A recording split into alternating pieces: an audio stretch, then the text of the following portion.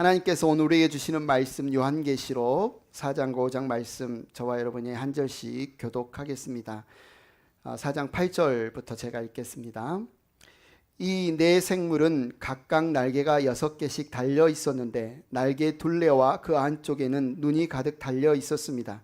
그리고 그들은 밤낮 쉬지 않고 거룩하십니다. 거룩하십니다. 거룩하십니다.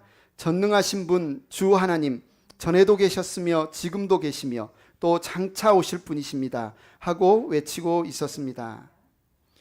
영원 무궁하도록 살아계셔서 그 보좌에 앉아 계신 분께 그 생물들이 영광과 존귀와 감사를 드리고 있을 때에 24 장로는 그 보좌에 앉아 계신 분 앞에 엎드려서 영원 무궁하도록 살아계신 분께 경배드리고 자기들의 면류관을 벗어서 보좌 앞에 내놓으면서 우리의 주님이신 하나님, 주님은 영광과 존귀와 권능을 받으시기에 합당하신 분이십니다.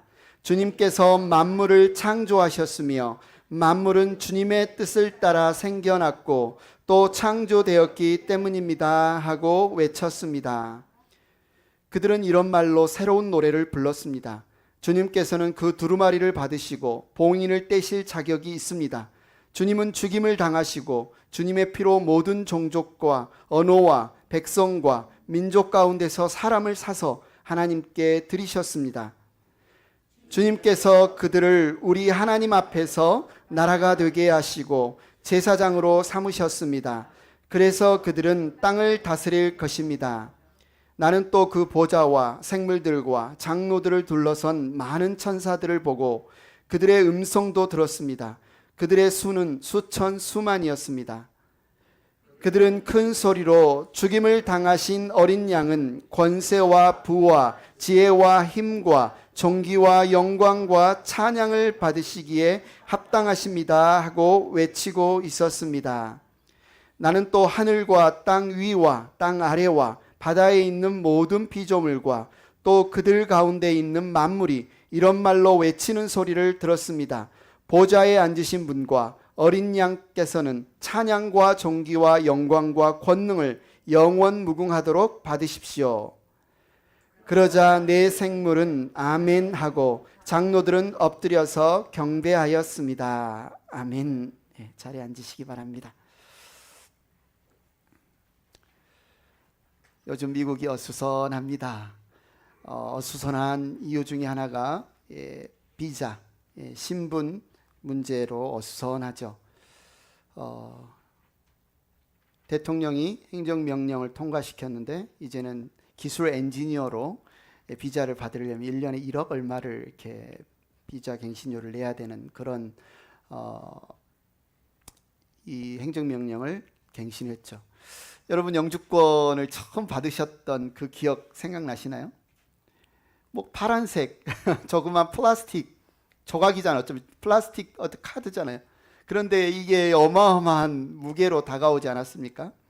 그 영주권을 받기 위해서 얼마나 오랜 시간 그 전에 서류도 준비하고 여러 가지 수많은 서류들 또 변호사를 사고 조건을 만들기 위해서 그러다가 또 인터뷰가 잡히면 인터뷰를 어떻게 내가 잘 통과할 수 있을까 뭐 이렇게 두려운 마음도 가졌고 야 그게 없을 때는 그렇게 힘들더니 그게 생기니까 또 별거 아니네 이게 생각될 만큼 그러나 요즘 상황 가운데 이 영주권 하나를 갖는다는 것 신분 하나를 갖는다는 것 야 이제 내가 이제 이 미국 땅에서 안심하고 살 수 있겠구나 마치 이곳에서 살아도 돼 라고 하는 생존 증명서 같은 그런 느낌으로 영주권이 다가왔던 기억이 있습니다.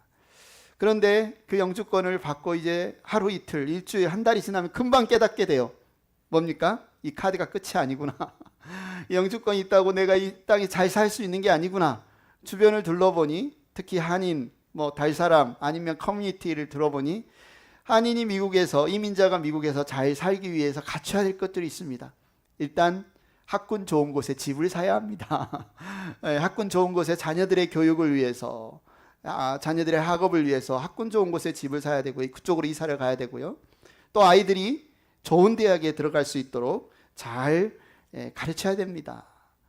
또 우리가 이민 1세대로서 이 미국 땅에 정착하기 위해서 그래도 어느 정도 자리 잡는 비즈니스를 갖춰야 되지 않겠습니까?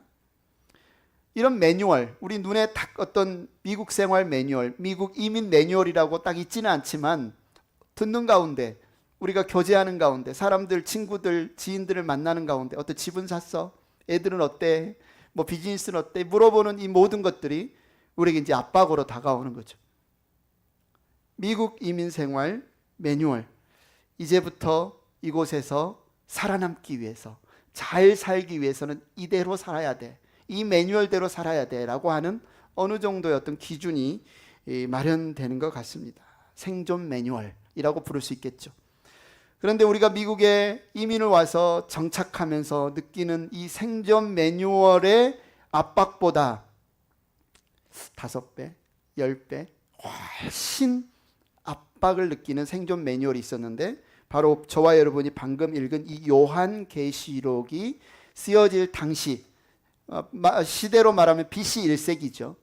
100년에서 200년, 그 100년 초반, BC 1세기에 로마 제국에 살던 사람들은 우리가 여러분이 느끼는, 이 미국에 정착하기 위해 느끼는 생존 매뉴얼보다 몇 배나 더 압박을 느끼는 매뉴얼을 갖고 있었습니다. 당시 로마는요, 팍스 로마나, 로마의 평화라고 하는 팍스 로마나의 삶 가운데 살고 있었어요. 로마가 길을, 도로를 얼마나 잘 뚫어놨으면요, 맘만 먹으면 세계, 당시의 로마 제국 어디든지 갈 수 있었고요. 또 강력한 군사력, 로마의 군대로 평화를 지키고 있었습니다. 한마디로 우리가 미국에 살면서 이 미국에서 누리는 이런 어떤 삶이 로마 제국의 국민들은 누릴 수 있었다고 볼 수 있죠. 그러나 거기에는 대가가 있었습니다. 대가는 뭐냐면 로마 황제를 주님으로 섬겨야 되고, 로마 황제를 신의 아들로 섬겨야 되고, 로마 황제를 구원자로 섬겨야 한다는 것입니다. 여러분이 한번 이 상상의 나래를 한번 펼쳐볼까요? 우리가 지금 21세기에 살고 있죠. 여러분 1세기로 돌아가서 도넛 비즈니스를 한다고 한번 생각해 볼까요? 당시에 도넛 비즈니스를 하려면 제빵사 길드, 제빵사 조합에 의무로 가입을 해야 돼요. 그냥 나 빵 만들어서 팔 거니까 그냥 나 가게 오픈해서 장사할래, 이럴 수 없어요. 조합, 무조건 모든 비즈니스는 조합, 길드라는 조합에 가입이 되어 있어야 합니다. 그럼 그곳에 이 조합의 이 규칙이 엄격해요. 일단 조합에 가입이 되면 조합마다 무슨 포도주 조합, 제빵 조합, 아니면 무슨 악기 조합, 음악 조합, 모든 조합에는 수호신들이 있어요. 그 조합이 섬기는 신이 있습니다. 여러분이 관련된 이 제빵사 조합에서 섬기는 신은요, 여러분 시리얼이라는 말이 세레스, 카레스라는 로마인들이 섬기던 곡물과 빵의 여신 카레스에서 이 어원이 나왔어요. 시리얼 먹는다고 하잖아요. 그러니까 제빵사들은 의무적으로 매번 이 자신들의 이 수호신에게 제사를 지내야 됩니다. 나는 그리스도인이니까 이 카레스에게 제사를 지낼 수 없다 하면 이 길드, 이 조합원으로 활동할 수가 없습니다. 뿐만 아니라 자기가 사는 마을에 어떤 축제가 있으면 의무적으로 그 마을에, 그 도시에 있는 로마 황제, 당시 황제를 시저라고 하죠. 우리 개역개정 성경에서는 가이사라고 부르는데 영어 발음은 시저입니다. 카이사르라고도 하죠. 시저. 그 황제의 신상 앞에 황제가 우리의 주님이십니다 라고 고백하면서 경배해야 됩니다. 내가 만약에 나는 길드에도 가입하기 싫다, 나는 우리 소신 카레스에게 절하기도 싫다, 나는 황제의 신상에 절하기도 싫다 라고 한다면 재산은 몰수당하고 가족은 노예로 팔리거나 아니면 콜로세움에 잡혀가서 사자밥이 되거나 뭐 그런 일들이 펼쳐지는 거죠. 여러분이 그 1세기에 사는 사람이라고 하면 어떻게 살겠어요? 생존을 위해서, 생존, 당시의 로마 제국이 제시하는 그 생존 매뉴얼을 따르겠습니까? 아니면 여러분은 그리스도인이니까 내 삶을 내 신앙대로 살까? 이게 결코 쉬운 문제가 아니라는 거죠. 근데 이것을 잘 보면, 잘 살펴보면 이것은 사느냐 죽느냐 생존의 문제가 사실은 아닙니다. 마치 이것은 내가 처한 그 사회, 로마 사회나 지금 사회, 어떻게 내가 잘 생존하지? 사느냐 죽느냐 생존의 문제 같지만 사실 이것은 진리의 문제입니다. 진리의 문제예요. 무엇이 옳으냐, 무엇이 참이냐, 거짓이냐. 우리가 이 요한계시록을 읽다 보면 마치 요한계시록이 너희들이 믿음이 있다면 믿음을 위해서 죽으라 라고 말하는 것처럼 느껴져요. 너무 부담스러워요. 요한계시록을 좀 펴서 읽기가 좀 무서워요. 그러나 여러분이 요한계시록을 잘 읽어보면요, 요한계시록이 말하는 것은 믿음을 위해 죽으라고 말하는 게 아니에요. 영원한 생명을 누리며 살라고 말하는 거지, 살아라고 말하는 거죠. 믿음을 위해 죽으라고 말하는 게 아닙니다. 믿음으로 영원한 생명을 누리라 라고 말하는 거예요. 한마디로 사느냐 죽느냐에 관해서 질문을 던지는 것이 아니라 무엇이 옳으냐, 무엇이 참이냐에 대해서 질문을 던져야 합니다. 우리가 미국에 이민 와서 이곳에 잘 살아남기 위해 미국 이민 생존 매뉴얼, 실제는 없지만 그 비슷한 것이 우리에게 들려지는 것처럼 로마 제국에서 살아남기 위해서 생존 매뉴얼이라는 게 있는데, 그 로마 제국이 시키는 대로, 그 조합이 시키는 대로, 그 사회가 시스템이 시키는 대로 하면 단기간에는 그곳에서 비즈니스도 하고 수익도 내고 로마 제국의 시민으로 잘 먹고 잘 사는 것처럼 여겨져요. 그러나 문제는 그것은 눈앞에 보이는 현상일 뿐이라는 거죠. 왜냐하면 대가를 지불해야 되기 때문에. 그 대가는 뭡니까? 누가 주님이냐, 누가 나의 주인이냐의 고백에 있어서 그리스도가 나의 주인이냐, 시저가 나의 주인이냐, 이 두 고백 중에 시저가 나의 주님이다, 그리스도는 나의 주님이 아니다 라고 고백해야 되기 때문에 그래요. 시저가 황제가 나의 주님이다 라는 것은 황제에게 예배를 드리는 것이고, 그리스도가 나의 주님이다 라는 것은 그리스도께 예배를 드리는 것입니다. 이 문제가 간단한 게 아니에요. 우리가 영화를 보거나, 우리가 당시 로마 제국 영화를 보면 이렇게 콜로세움에 잡혀가서 그리스도인들이 화형을 당하거나 사자밥이 되거나 검투사의 칼에 죽이거나 노예로 팔려거나 이런 상황에서 이게 쉬운 문제는 아니겠죠. 이 세상의 거대한 시스템과 흐름 앞에서 과연 내가 어떻게 살아야 될까? 과연 내가 누구를 예배해야 될까? 내가 예수 믿고 신앙생활 하려고 하는데 이 세상은 너무너무 나에게 스트레스를 줍니다. 압박을 줍니다. 너무너무 나에게 큰 짐과 무게와 때로는 두려움과 걱정으로 다가옵니다. 이게 당시 1세기의 교회에서 우리처럼 이렇게 예배드리고 살던 사람들이 당면한 걱정거리이고 문제이고 씨름하는 것이었다는 거죠. 그럼 그들에게 우리는 뭐라고 이야기를 해줘야 될까요? 그들에게 하나님은 뭐라고 말씀을 해주시는 걸까요? 오늘 요한계시록이 바로 그들에게 주어진 말씀인데, 오늘 요한계시록을 적은 요한은 커튼을 확 제낍니다. 그 세상, 오늘을 살아내야 하는 무거운 짐을 지고 살아가는 그리스도인들 앞에 커튼을 확 열어요. 커튼을 열었더니 커튼 너머에 하늘에서 드려지는 예배의 모습이 보입니다. 그러면서 이야기하는 거예요. 무엇이 진짜 현실인 줄 아느냐? 우리 눈앞에 당장 오늘 먹고 살아야 되는 문제, 당장 오늘 페이먼 해야 되는 문제, 당장 오늘 누군가 나를 괴롭히는 그 사람과의 인간 갈등 문제가 현실인 것처럼 우리는 느껴지지만, 커튼을 열었더니 실제 그거보다 더 리얼한 실제 현실을 보여주는 거예요. 내 눈앞에는 로마 황제가 그 금빛 찬란한 번쩍번쩍한 강력한 권세 보좌가 있는 것 같은데, 커튼을 열었더니 하늘에 있는 하나님의 보좌는요, 로마의 황제의 보좌와는 비할 바가 없는, 비교할 수 없는 빛나는 보좌가 보이는 거예요. 그리고 보좌 주변에서 찬양이 울려 퍼지는데요. 오늘 성경에 보니까 내 생물이라고 나와요. 내 생물. 도대체 뭘까요? 내 생물이. 표현이 좀 어색하잖아요. 내 생물.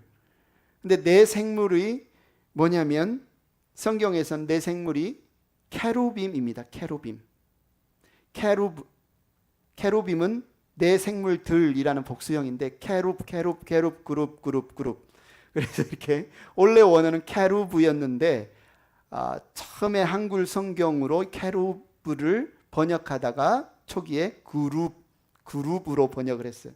그러니까 어떤 사람들이 성경에 나온 그룹 하니까 우리 영어 그룹인 줄 알고 천사 그룹 있잖아요. 그룹. 그 영어 그룹이 아니라 케루브에서 그룹이라고 구약 성경에 번역이 됐습니다. 하나님을 찬양하는 천사의 일종인데요. 이들은 에덴 동산에서 생명나무 실과를 지키는 천사들이 나오죠. 화영검을 들고 지키는 천사들이 나오는데 그들이 케루빔이에요. 또 성막, 언약궤를 날개로 덮는 천사가 나오죠. 이 천사가 바로 케루빔이에요. 내 생물이라고 여기서 번역을 케루빔. 이 내 생물에 대한 구체적인 묘사가 에스겔에 나옵니다. 하나님의 보좌를 큰 바퀴, 불타는 바퀴가 하나님의 보좌를 이렇게 움직이는데 그 보좌를 운반하고 그 보좌를 옆에서 가드, 지키고 하나님을 찬양하는 그 역할을 하는 내 생물이 케루빔입니다.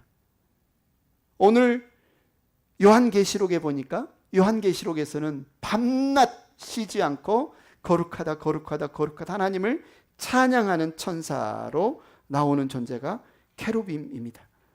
여러분 제가 쭉 설명을 했는데 케루빔은 성경을 한번 여러분이 잘 한번 보면 언제만 나오냐면 항상 하나님이 임재하시는 자리에 등장하는 천사가 케루빔이에요. 그러니까 케루빔이 나왔다라는 것은 그곳에 누가 계신다? 하나님이 계신다. 이게 굉장히 중요해요. 케루빔이 등장했다. 하나님이 임재하시고 하나님의 보좌가 있는 곳이다. 그런데 오늘 이 네 생물은요, 여러분이 에스겔 1장에도 나오고 오늘도 보면 이 네 생물 케루빔은 굉장히 우리가 생각할 땐 괴상해요. 에스겔에 보면 한 얼굴은 사자고 그 옆에 얼굴은 송아지고 그 옆에 얼굴은 사람이고 그 또 다른 뒤쪽 얼굴은 독수리고 사면에 네 종류의 얼굴이 있는 것처럼 한 존재인데 머리가 한쪽 면은 사자, 한쪽 면은 송아지, 한쪽 면은 사람, 한쪽 면은 독수리. 이게 도대체 이게 우리가 볼 때 흉측하잖아요. 너무 무섭잖아요. 그런데 이것이 상징하는 바가 있습니다. 하나님의 보좌, 하나님의 임재하는 그 옆에서 빛나는 보좌를 향해서 거룩하다고 찬양하는 케루빔, 네 생물이 한쪽 면이 사자라는 것은요, 온 세상의 들짐승을 상징합니다. 한쪽 면이 송아지라는 것은 온 세상의 가축을 상징합니다. 사람은 당연히 온 인류를 상징하겠죠. 독수리는 하늘의 새를 상징합니다. 한마디로 이 보좌 옆에서 케루빔이 네 생물이 하나님을 찬양한다는 것은요, 무엇을 상징하냐면 뭐예요? 만물이, 온 세상의 피조 만물이 하나님을 찬양하는 것을 상징하는 거예요. 케루빔이 네 생물이 하나님을 찬양한다는 것은요, 하나님은 모든 만물로부터 찬양받기에 합당하신 분이라는 사실을 우리에게 보여주고 있는 거예요. 그런데 이 온 우주를 대표하는 이 네 생물이 밤낮 쉬지 않고 외치는 찬양 내용이 뭘까? 4장 8절 후반절 같이 한번 읽어봅니다. 시작. 거룩하십니다. 거룩하십니다. 거룩하십니다. 전능하신 분, 주 하나님, 전에도 계셨으며 지금도 계시며 또 장차 오실 분이십니다 하고 외치고 있었습니다. 잘 보세요. 무엇을 찬양하냐면 하나님의 성품을 찬양해요. 하나님이 어떤 분이신가를 찬양해요. 하나님의 본질을 찬양해요. 하나님은 완벽하신 분이시다. 하나님은 피조물과 완전히 근본적으로 다르신 분이시다. 그분은 흠이 없으시다. 그분은 완전하시다. 이게 바로 거룩이란 뜻이에요. 거룩이란 뜻은 본질적으로 인간 피조물과는 다른 완전하시고 흠이 없으신 분이시다. 3번이나 반복해서 최상급이잖아요. 오한 거룩하시다, 거룩하시다, 거룩하시다. 또 어떤 분이시라고 이야기합니까? 거룩하신 하나님, 전능하신 하나님, 주 하나님은 주권자, 주인 하나님. 이 고백, 오늘 눈앞에 로마 황제가 자기를 섬기지 않으면 내 목을 자르겠다고, 내가 길드에 가입해서 수호신을 섬기지 않으면 내 비즈니스가 옹탕 망하고 내가 죽을 수밖에 없는 그 현실 앞에 커튼을 열었는데, 그곳에서 천사가, 캐루빔이 뭐라고 하나님을 찬양하냐면, 하나님이 누구시다? 거룩하신 분이시다. 하나님이 누구시다? 전능하신 분이시다. 하나님이 누구시다? 주권자, 주인이시다. 이 찬양과 예배가 들려지는 것을 보면서 당시의 그리스도인 성도들이 로마 황제가 최고의 권력자인 줄 알았는데, 로마 황제에게 내 목숨과 우리 가족과 우리 삶의 생사 여탈권이 달려있는 줄 알았는데, 그들에게 뭐라고 이야기하는 겁니까? 로마 황제가 진짜 힘 있는 존재가 아니야. 진짜 강력하고 힘 있는 존재는 바로 너희 앞에 지금 저 케루빔이 찬양하는 하나님이야. 하나님이야. 그분이 권력자야. 그분이 주인이야. 그분이 너희의 하나님이야. 이 사실을 커튼을 열고 보여주시죠. 또 뭐라고 찬양합니까? 전에도 계셨으며 지금도 계시며 또 장차 오실 하나님. 로마 황제는 자기가 신의 아들이라고 주장합니다. 근데 죽어요, 안 죽어요? 죽어요. 죽어요. 유한한 존재예요. 유한한 존재예요. 그런데 우리 하나님은요, 어떤 분이십니까? 전에도 계셨으며 지금도 계시며 장차 오실 분, 시간을 초월하신 분, 그 하나님께서 우리의 하나님이시다라는 사실을 커튼을 활짝 열어서 보여주시고, 그 하나님 앞에 천사가 찬양하고 있는 이 장면이 지금 천상에서 드려지는, 하늘에서 드려지는 예배의 장면이 눈에게 보여지는 겁니다. 이 놀라운 선포가 울려 퍼지자 이번에는 24 장로들이 응답하면서 경배해요. 이들은 누굴까요? 24명의 장로들이라니, 존재는 도대체 누굴까요? 갑자기 왜 24 장로가 나올까요? 신학자들은 이 24 장로를 누구라고 해석하냐면, 구약의 12지파, 하나님이 선택한 이스라엘 백성이 12지파죠. 그리고 신약의 예수님이 선택한 12사도 더하면 24. 이들은 누구를 상징하냐면 바로 하나님이 구속하여 부르신 그분의 모든 백성을 상징합니다. 그곳에 세상 모든 만물, 피조물을 상징하는 캐루빔이 하나님을 거룩하다, 거룩하다, 거룩하다, 전능하신 분, 주 하나님 찬양하고 있고, 그 앞에서는 모든 하나님의 부름을 받은 구약과 신약에 택함받은 백성을 상징하는 24 장로가 하나님께 찬양을 하는데, 이 24 장로의 찬양은요, 캐루빔의 찬양과 좀 달라요. 캐루빔은 하나님이 어떤 분이신가, 그분의 성품, 본질을 찬양했다면 11절 같이 한번 읽어보겠습니다. 시작. 우리의 주님이신 하나님, 주님은 영광과 존귀와 권능을 받으시기에 합당하신 분이십니다. 주님께서 만물을 창조하셨으며 만물은 주님의 뜻을 따라 생겨났고 또 창조되었기 때문입니다 하고 외쳤습니다. 장로들은요, 그 전능하신 하나님, 거룩하신 하나님, 시공을 초월하신 창조주께서 창조하신 그 행위 때문에 하나님을 찬양하고 있어요. 하나님이 창조하셨기 때문에, 만물을 창조하셨기 때문에, 우리를 창조하셨기 때문에 하나님을 찬양합니다. 그냥 찬양할 뿐만 아니라 우리가 이룬 것, 우리가 가진 것, 이 모든 영광을 상징하는 자기의 면류관을 하나님 앞에 내려놓으면서, 하나님, 이것은 우리에게서 우리가 이룬 게 아닙니다. 우리에게서 나온 것이 아닙니다. 이 모든 것은 창조주이신 하나님께로부터 나온 겁니다. 면류관을 내려놓고 하나님을 찬양하고 있습니다. 이거를 비유로 설명하면요, 태양이 불타고 있잖아요.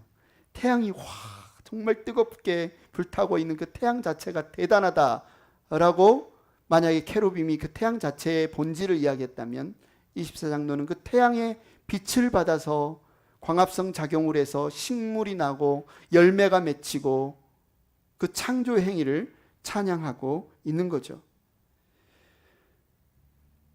이것이 바로 예배가 우리에게 주는 최고의 선물입니다. 예배는요, 오늘 우리 눈앞에 있는 문제에서, 오늘 우리 눈앞에 있는 황제의 신상에 대한 두려움에 우리의 시선이 꽂혀 있을 때, 이 당시의 성도들이 예배를 통해 커튼이 열어 제끼고 하늘에 있는 하나님의 보좌가 보이며 하나님의 그 전능하신 분, 거룩하신 분, 영원하신 하나님, 모든 것을 창조하신 그 하나님을 바라보는 창문과 같은 것이 뭐다? 예배다는 거예요. 우리가 드리는 이 예배가요, 도대체 어떤 것이냐? 이 예배가 바로 그 하나님을 만나는 현장이다라는 겁니다. 우리가 누구를 바라보느냐에 따라서 우리를 짓누르는 문제의 사이즈가 달라집니다. 로마 황제만 바라보면, 내 눈앞에 문제만 바라보면 그 문제가 너무너무 크고 그 스트레스 때문에, 그 압박 때문에 탁 숨이 막혀 죽을 것 같은데, 눈을 들어 주님을 바라보니 이 문제는 아무것도 아닙니다. 우리가 하나님의 나라의 완전한 복음, 이 책을 통해서 지난주에 하나님이 어떤 분이신가에 대해서 나눴잖아요. 그분은 말씀으로, 말 한마디로 우주를 창조하신 분 아닙니까?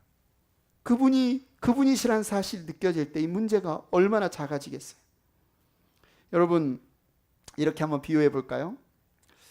여러분 다 비즈니스 하니까, 여러분이 건물주는 아니잖아요. 비즈니스를 하더라도 여러분이 건물이 있어서 여러분 건물에서 비즈니스 하는 건 아니잖아요. 제가 여러분 건물주가 어떤 분이신지는 잘 모르겠지만 한번 상상을 해보는 거예요. 건물주가 굉장히 까탈스러운 분이에요. 자꾸 어떻게든 렌트비를 올리려고 그래. 어떻게든 렌트비를 자꾸 올리려고 하고, 뭔가 이렇게 문제가 생기고 누수가 생기고 해도 잘 안 고쳐져. 이 핑계 대고 저 핑계 대고, 지금 이 막 누수가 생기고 뭐가 생겨서 반드시 건물주가 고쳐줘야 되는 문제인데도 건물주가 나몰라라 하고, 사사건건 뭐 비즈니스를 이런 식으로 하냐, 뭐 언제든지 이 건물 빼고 다른 사람한테 이거 렌트 줄 수 있다라는 자꾸 뉘앙스를 나한테 풍기면서 압박을 해오는 거예요. 여러분 스트레스 받겠어요, 안 받겠어요? 여러분 스트레스 받겠습니까, 안 받겠습니까? 스트레스 받죠. 전화번호에 건물주 전화번호가 딱 찍히면 그때부터는 심장이 두근두근 하고, 야, 막 하루하루가 삶이 스트레스가 되겠죠. 그런데 어느 날 그 건물주의 건물을 포함한 온 도시를 재개발하는 그룹의 총회장이 나한테 전화를 한 거예요. 사장님 가게가 내가 추진하려고 하는 프로젝트의 랜드마크가 될 겁니다. 이 사장님 앞으로 이제 다른 사람하고 이야기하지 말고 회장인 나한테 직접 우리 의논을 해서 이 프로젝트를 진행을 합시다. 딱 하면서 언제든 직통 라인 전화번호까지 알려주고 연락이 온 거예요. 그 다음부터 이제 내 가운데 뭐가 바뀌어요? 다음 날도 건물주는 나를 괴롭힐 수 있습니다. 스트레스를 주고 압박을 하고 렌트비를 올리겠다고 할 수 있지만, 이제 나한테 뭐가 생겼어요? 이게 이 사람이 내 생사 여탈권 전부를 갖고 있는 존재가 아니라는 것을 알게 됩니다. 왜요? 나는 더 큰 백이 있잖아요. 나는 더 큰 백이 생겼잖아요. 여러분, 바로 이것이 우리에게 주는 첫 번째 하늘의 예배, 모든 만물의 창조주 하나님이 나의 하나님이 되신다는 이 사실을 아는 것이 오늘을 살아간 우리의 삶에 어떤 영향을 미치는지에 대한 굉장히 중요한 메시지가 됩니다. 일주일 내내 우리를 짓누르는 현실의 건물주들이 얼마나 많습니까?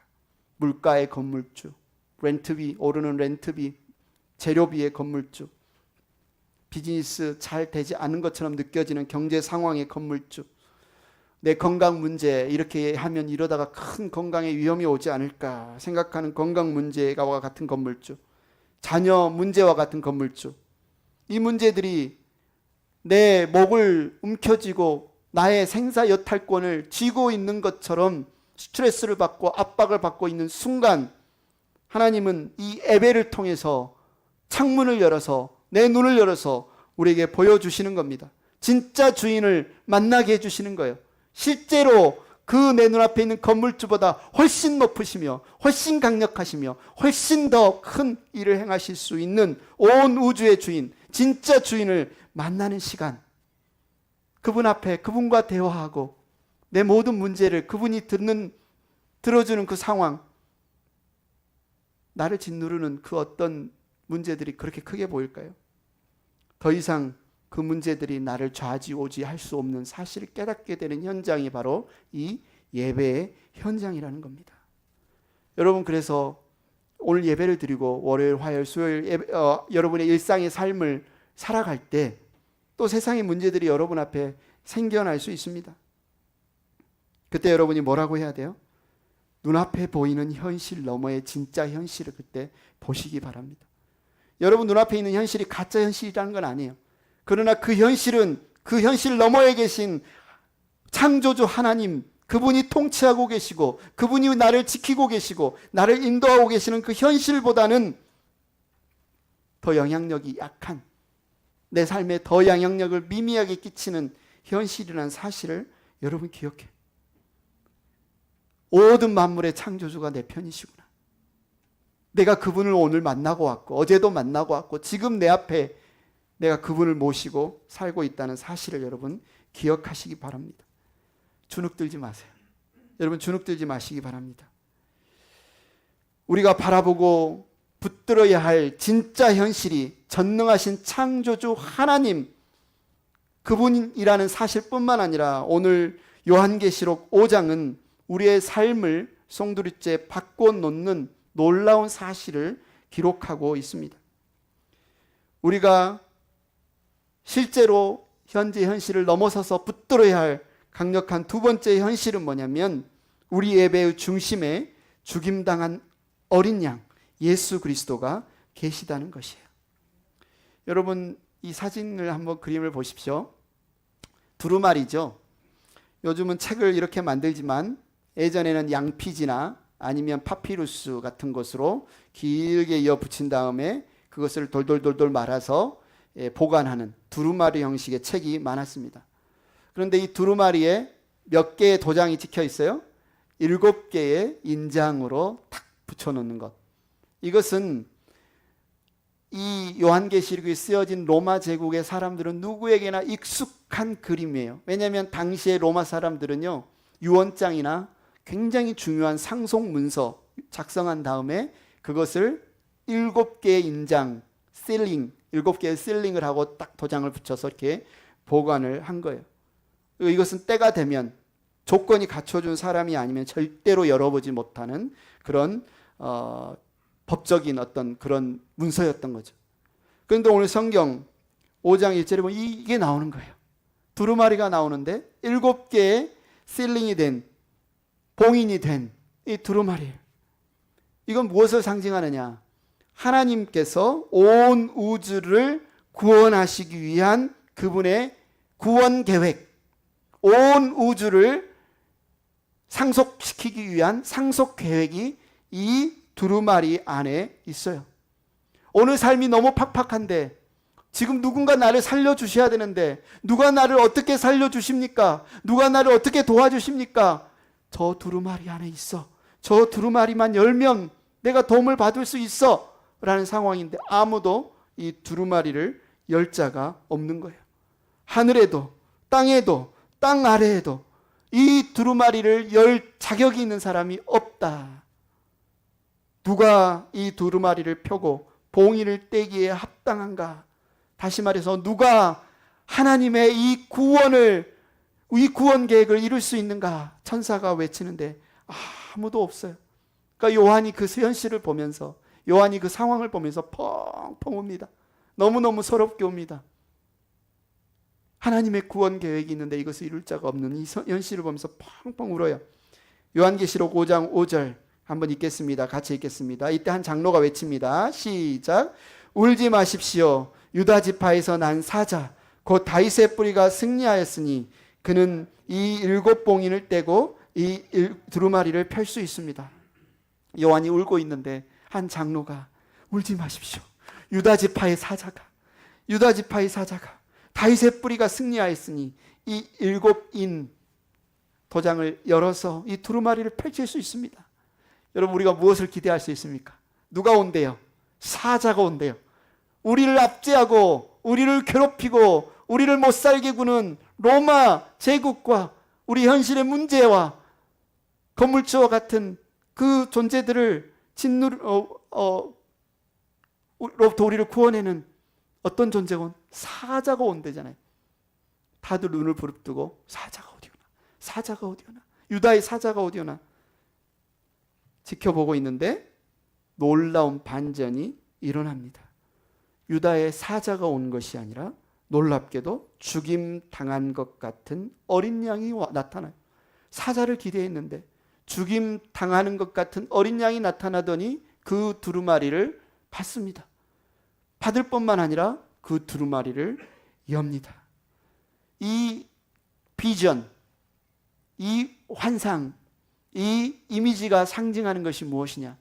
하나님께서 온 인류를 구원하시는데, 하나님께서 저와 여러분을 구원하시는데, 하나님께서 우리를 도우시는데 그 방식은 강력한 사자와 같은 발톱과 이빨로, 힘으로, 짓누름으로 우리를 구원하시는 것이 아니라 죽임 당하신 어린 양의 희생과 사랑으로 우리를 구원하신다는 그림을 보여주는 거예요.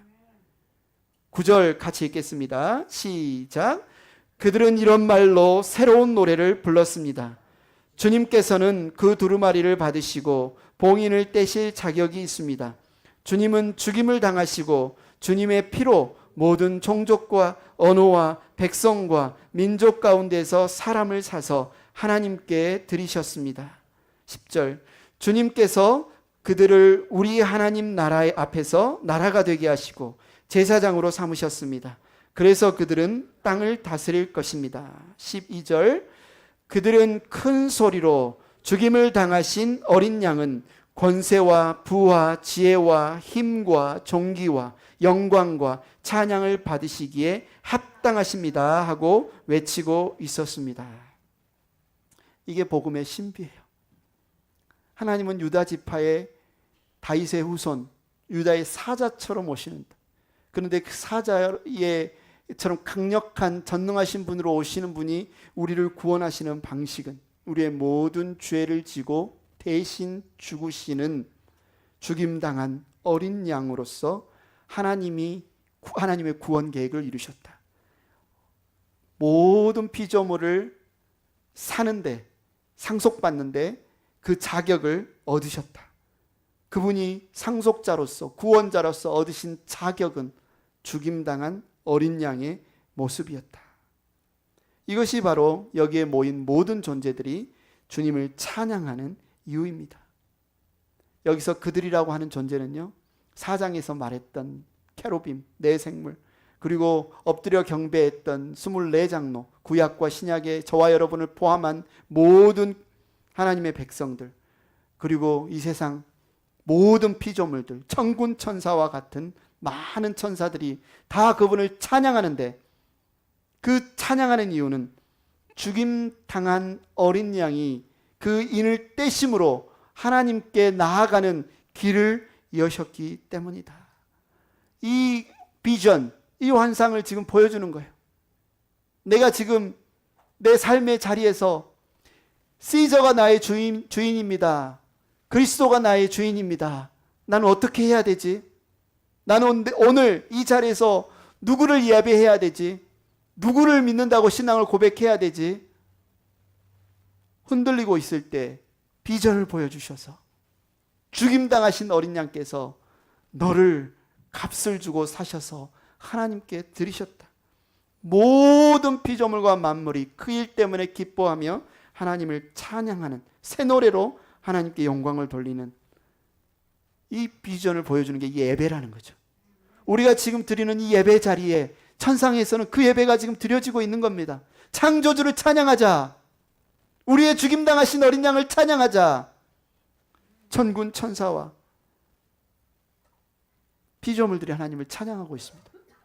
여러분, 이 그림에서 우리가 기억해야 될 것은요, 우리가 하나님을 예배하는 목적이 바로 그분이 우리를 창조하셨기 때문에, 그 다음에 또 죽임당하신 어린 양을 통해서 우리를 다시 값을 주고 사셔서 구원하셨기 때문에 우리가 예배드리는 이 현장에서 우리가 늘 보고 눈이 열려서 창문이 열려서 기억하고 다시 힘을 얻고 회복해야 될 두 가지. 전능하신 하나님이, 영원하신 하나님이, 거룩하신 하나님이, 주권자 하나님이 나를 지키고 다스리고 계신다 뿐만 아니라 그분이 나를 다스리고 지키시는 데는 그분의 아들 예수 그리스도께서 기꺼이 자기의 목숨을 희생하심으로써 값을 치르고 나를 사시는 그 사랑으로 나를 구원하셨다. 이 두 진리가 이 예배 가운데서, 우리의 찬양 가운데서 늘 보여져야 된다는 겁니다. 여러분, 유명한 화가가 죽은 뒤 그의 작품이 경매로 붙여졌어요. 이 화가의 작품이 얼마나 유명했던지 사람들이 그 작품 한 점을 사려고 어마어마한 그에게 금액을 가지고 와서 경매를 막 합니다.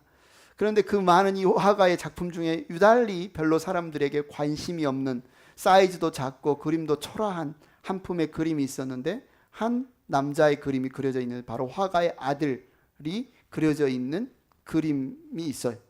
아무도 그 작품 별로 관심이 없고 화가의 다른 작품에만 관심이 많습니다.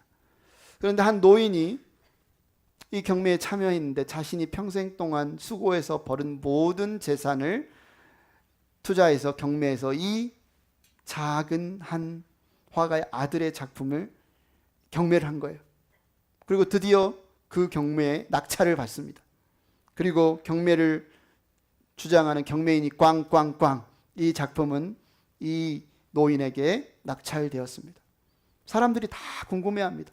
아니, 다른 아름다운 작품, 고가의 작품, 훨씬 투자 가치가 있는 작품, 그 작품들을 사지 않고 아무도 눈여겨보지 않는, 관심 없어 하는 왜 이 작품을 샀을까 궁금해하며 물어봅니다. 그때 이 노인이 이야기합니다. 저는 이 그림에 그려진 이 남자의 친구입니다. 이 화가는 내 친구의 아버지이고 그 아버지는 유언장에 이런 유언을 남겼습니다. 내 아들을 사랑하여 이 그림을 사는 모든 사람에게 나의 모든 유산을 상속시키겠다. 이 노인이 산 것은 그림 한 점이 아니라는 거예요. 이 그림을 통해서 이 노인이 얻는 것은 이 모든 유언의 상속을 받게 된 것이에요. 바로 우리 주 예수 그리스도 죽임 당하신 어린 양, 그분과 여러분의 관계는 그냥 어린 양과 여러분의 관계가 아니라 그분을 통해서 온 우주를 상속하시겠다는 하나님의 그 상속을 받는 통로가 되는 것. 이것이 바로 복음의 비밀입니다. 여러분, 이 진리가 여러분에게 보여지면, 이 사실이 여러분에게 믿어지면 여러분이 오늘을 살아가고 내일을 살아가는데 여러분에게 있어서 가치관이 완전히 달라지게 될 겁니다. 우리가 미국 땅에 살아가면서 아이디가 얼마나 중요합니까? 영주권 그린카드가 얼마나 중요합니까? 제가 학교 학생일 때 드라이버 라이센스를 1년마다 갱신을 하라고 그래가지고 얼마나 힘들었는지 몰라요. 1년마다 갱신하는데 뭐 I-20 무슨 서류 F1 비자 막 가져와도 또 F2는 와이프는 또 어디 휴스턴에 뭐 영서관에 보내서 며칠 있다 다시 서류가 와야 되고, 드라이버 라이센스 하나 갱신을 하는데 얼마나 불안해요. 갱신이 안 되면 운전도 못 하는데. 미국에 살아가는데 아이디가 마치 드라이버 라이센스가, 그린카드가 나의 생존권을 붙잡아주는 것처럼 우리가 여겨지는데, 오늘 이 요한계시록 4장과 5장의 말씀은 우리에게 뭐라고 이야기하냐면, 커튼을 열어 제끼고 여러분의 진짜 아이덴티티, 여러분의 아이디는 뭔지 아십니까? 창조주 하나님이 여러분을 지으신 바 된 자요, 그분의 아들 예수 그리스도의 피로 여러분을 사신 바 된 자들입니다. 여러분은 하나님의 나라요, 여러분은 하나님의 제사장입니다. 요즘 추방자도 많이 생기고 비자 문제로 뒤숭숭하니까 우리가 그린카드 항상 소지하고 다니라고 그러잖아요. 어휴, 가끔씩 내 그린카드 잘 있나 이렇게 지켜보자. 중요하죠. 매일매일 법적으로 잘 지키는 게 중요한데, 더 중요한 것은 뭡니까? 내가 하나님의 자녀다. 하나님이 나의 왕이다. 하나님이 나의 보호자이시다.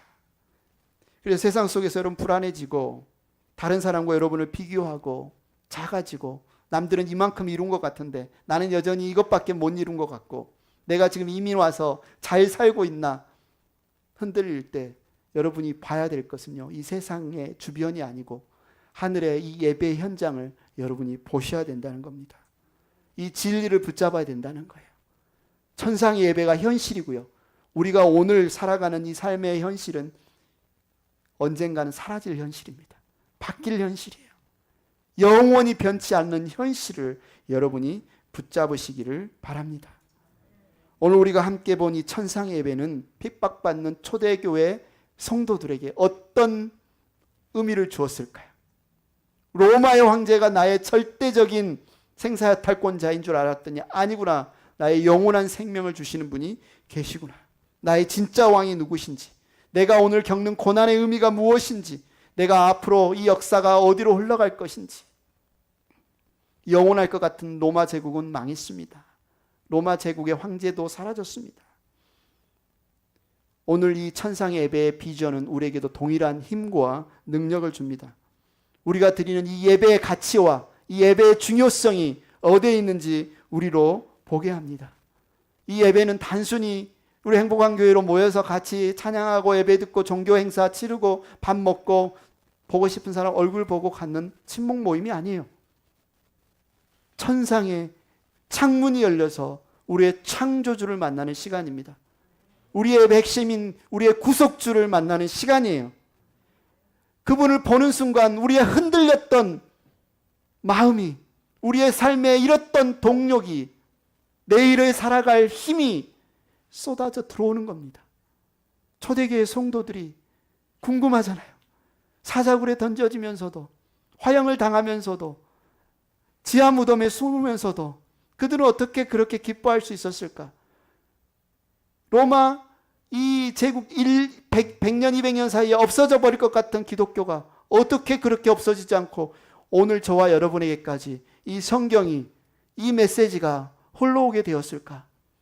도대체 그 힘이 어디에서 왔을까? 그 능력이 어디에서 왔을까? 여러분, 창문을 열어야 됩니다. 여러분, 커튼을 열어야 됩니다. 하나님을 보아야 됩니다. 우리의 진짜 아이덴티티가 무엇인지 우리가 날마다 보아야 됩니다. 여러분, 한 주간 하나님의 백성으로 살아갈 이 힘과 공급이 바로 이 예배의 자리에서 여러분이 만날 수 있기를 축원합니다.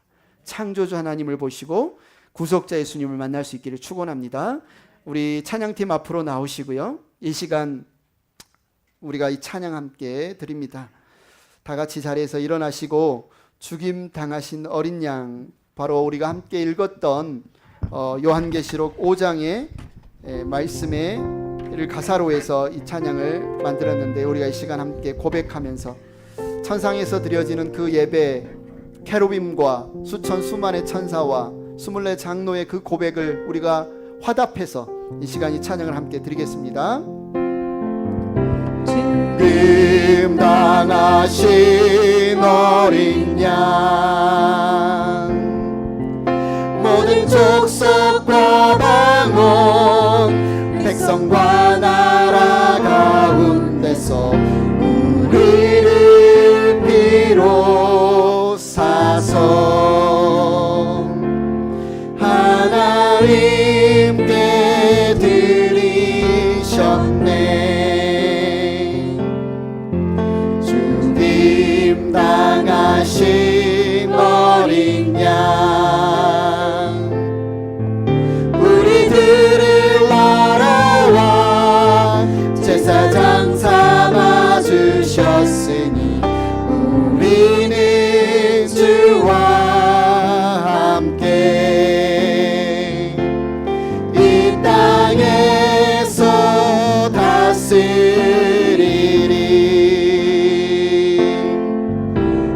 죽임 당하신 어린 양, 능력과 부와 지혜, 힘과 존귀와 영광 찬송 받으시길 합당 주시